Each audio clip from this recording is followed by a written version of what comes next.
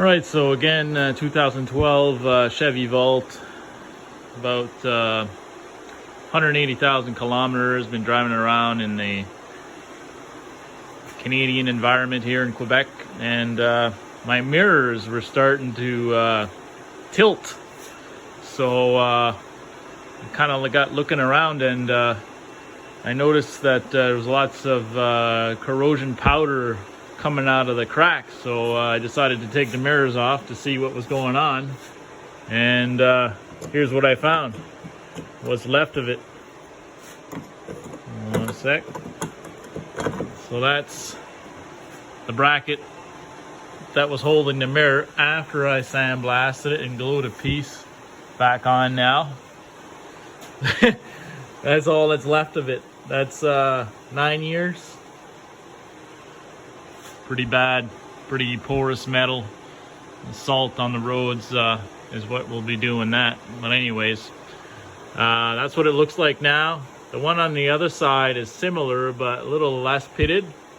So I'm gonna fill this all in inside here with structural epoxy and actually rebuild this top portion a little bit and try to reuse this piece, because you cannot just buy this piece. You have to buy the whole mirror, and then you're getting into some paint and all kinds of other stuff that I don't want to get into, and I have all this this stuff already, this epoxy. So this will be this used to actually have a piece of like a cylinder here, and I think I'm gonna change that out for a piece of copper pipe, and just epoxy it all in. The mirror won't pivot anymore, but anyway, there you go.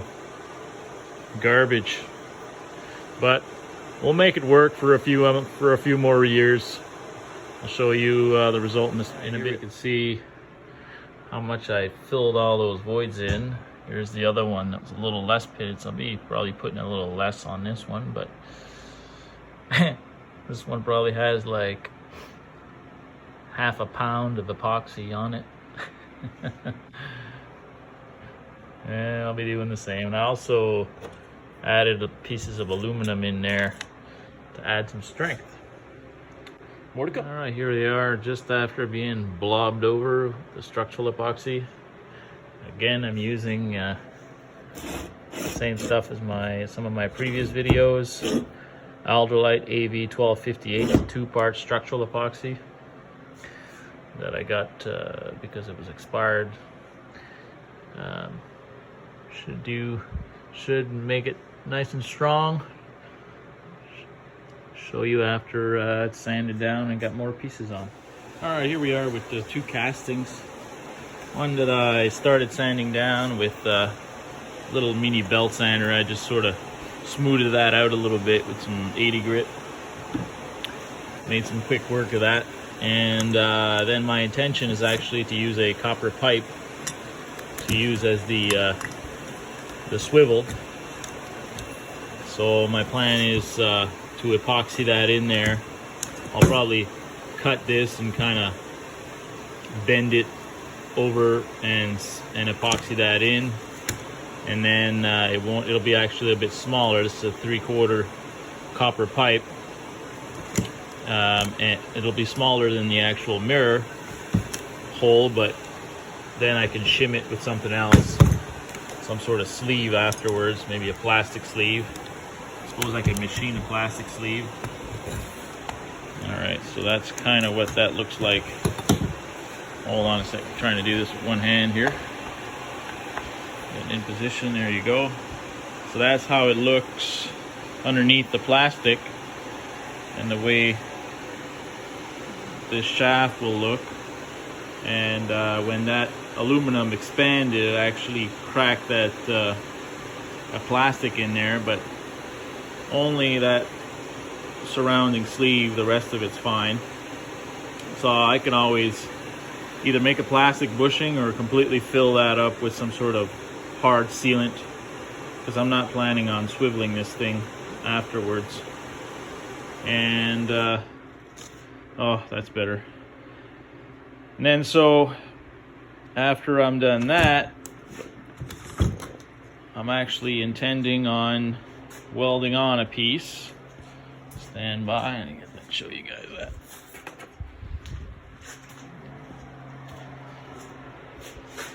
So I found this hardware in the plumbing store. So I plan on welding that onto the pipe before I glue it in, and it'll give me something big with a big nut. I'll probably end up shaving some of this off to make it smaller, but anyway, that'll give it something to attach it with onto the mirror. And so yeah, that's the idea. I'm going with that. We'll see what happens. So to widen this hole, it's initially a little bit too small. I started with one of these Christmas tree bits, ran it partially in just to start the hole with an air drill, just low strength, you know, just kind of easing it in because it tends to grab and want to flick the whole bracket away from you. And then I actually also initially just ran one of these little cylindrical sanders in there to smooth it out a little bit with an air drill, straight air drill. And I also use that as well, this little bit here. This is a carbide bit.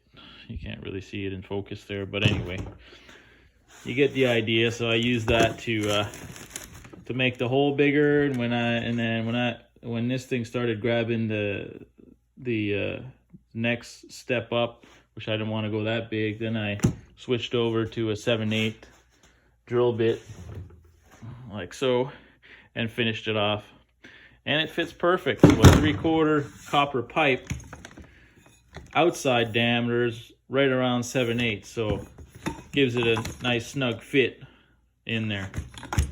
So yeah, so what I'm gonna do is probably figure out the exact correct length here with some playing around and cut it down with a pipe cutter, then weld this in and have that nut. So that's the plan. We'll keep going. I'll see you in a bit. All right, so we kind of figured out how I'm gonna assemble this now. Basically, this for the other side goes like that, and I took a couple pieces of, I just took a hole saw and cut out a couple pieces out of vinyl flooring to make a couple of shims so that the nut would have something to rest up against inside.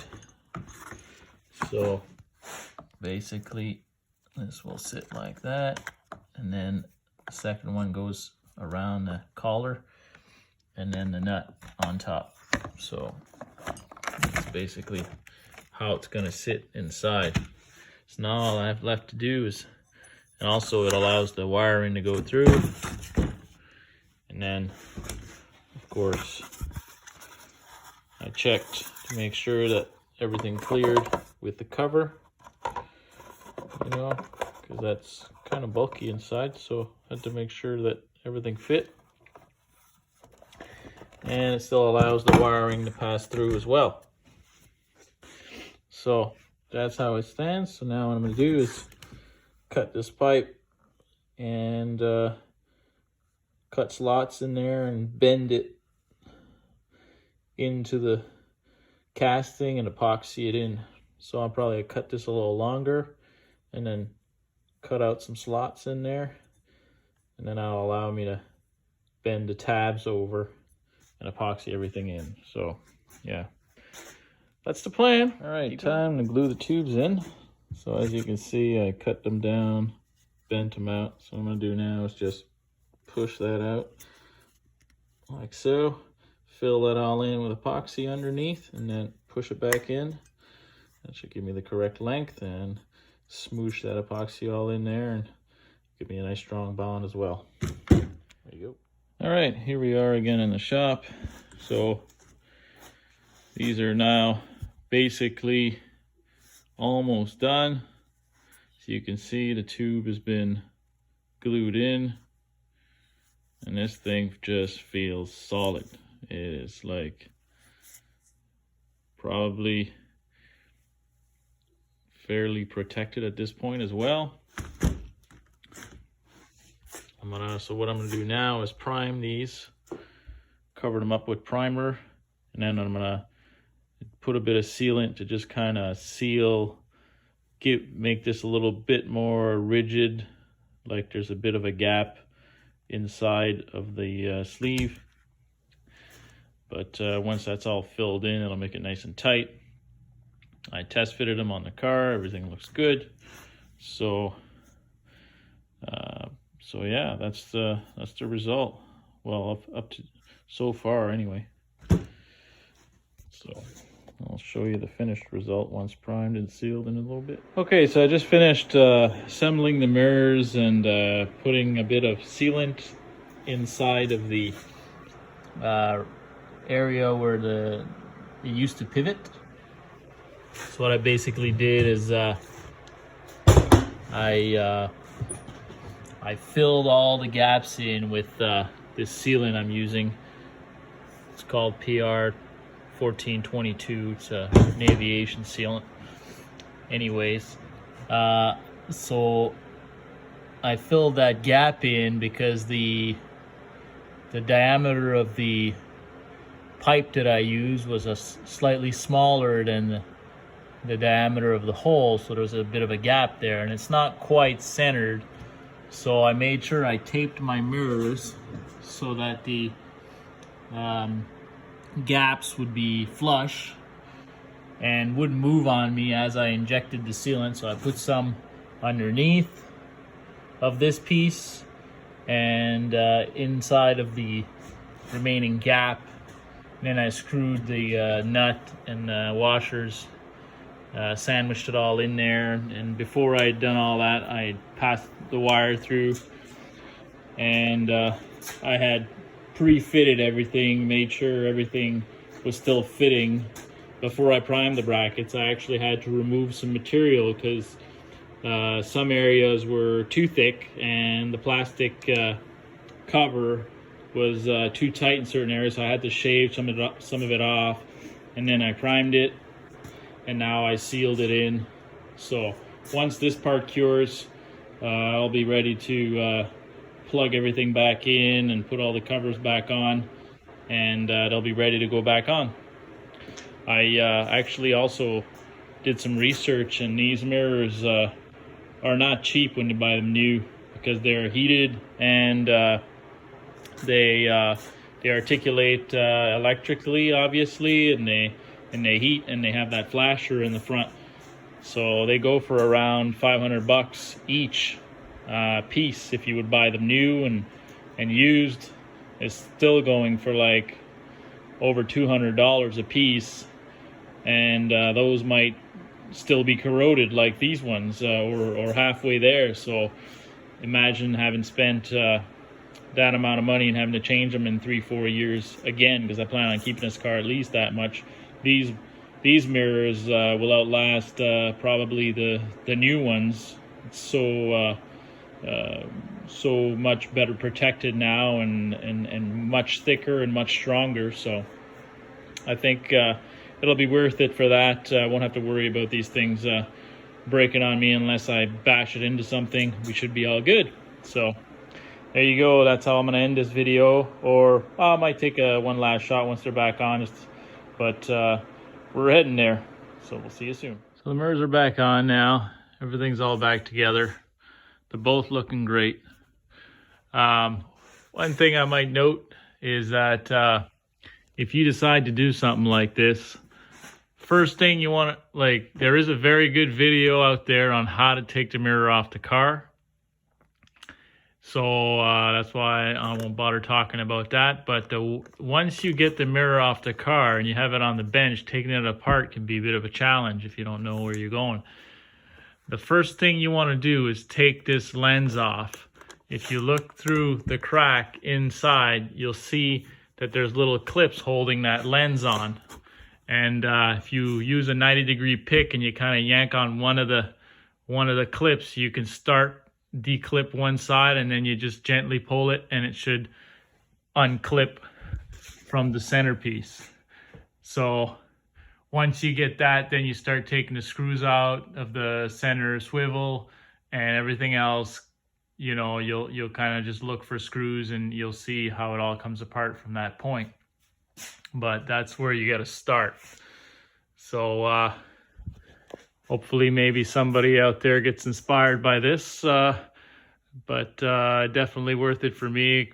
I already had a lot of the stuff I use, so it probably cost me like $10-15 for that little bit of copper piece that I bought, and a little plastic nut, and everything else is all stuff I had already. So I think it'll be a long-lasting job. It's well protected. It's beefed up, and should outlast maybe even the original one. I think I might check it out in a couple years, pull it off, and if I see corrosion starting again, I might just oil the crap out of the whole area inside with some anti-corrosion oil. So there you have it. Hope this helps somebody out there. See you later. If you like these videos, comment, like, subscribe. I'm gonna be continuing on with this channel and eventually get some better camera equipment, and also add in some intro music, and everything like that's gonna be starting to happen soon. But for now, we're just doing voiceover, and I'll keep going for a little while, but a little bit better quality soon to come. So I appreciate the support. Thanks.